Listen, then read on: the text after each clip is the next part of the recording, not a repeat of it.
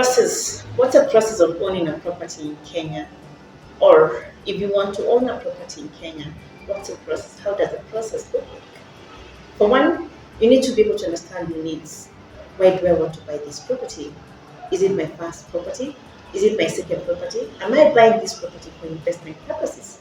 Secondly, you also need to be able to understand your income. What's your source of income? Am I employed? Am I self-employed? Am I on contract? Am I in consultancy?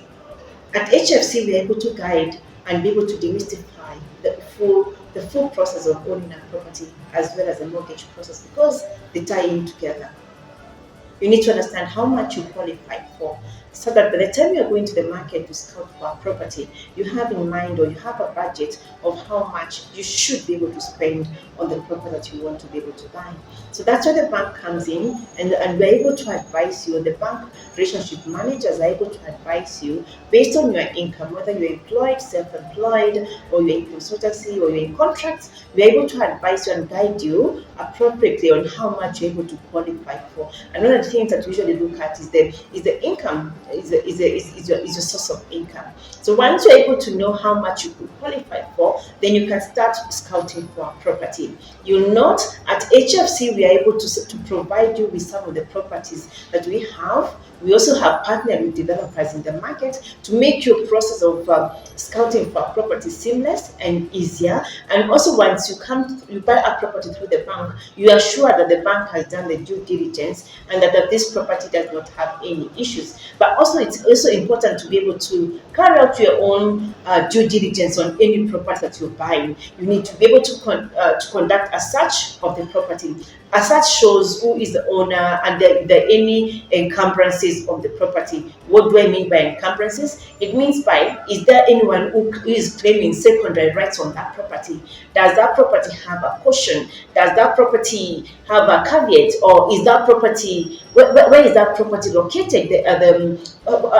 Where is that property located? We are also able to, from the search, also to determine whether the property is charged to another financial institution. Once you have found a property that fits your taste and preferences or within your ideal location, then you can be able to put in the mortgage application.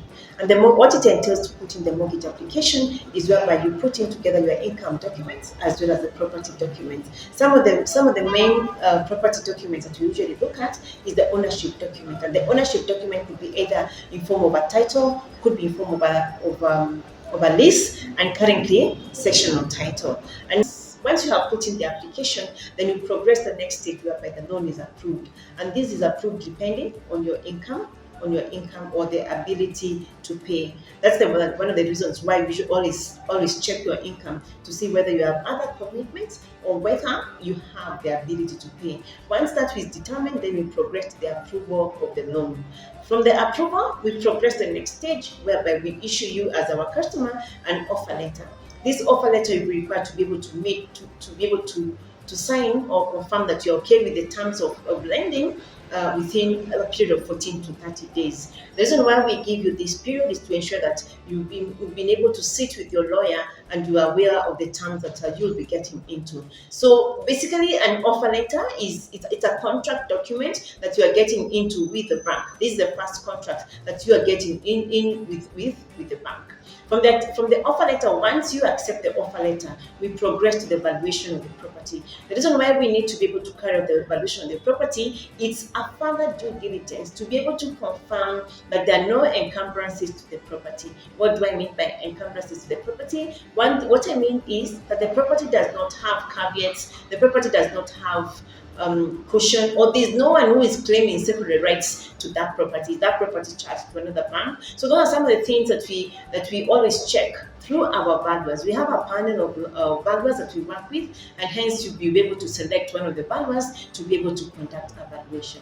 Once we are satisfied with the valuation report that is furnished by the valuers, then we progress to the conveyancing stage, or what you call perfection. Basically, it's the legal stage where the property is transferred to your name and then it's charged to the bank. And this process takes approximately 45 to 60 days, depending on the registry where this property is. Some of the registries, it will take longer, and others, it will be able to take a shorter time. And once the legal process is completed, then we progress to the process of handing over after the bank has paid the balance of the balance, or after the bank has paid the amount that they were financing, or the amount we were financing.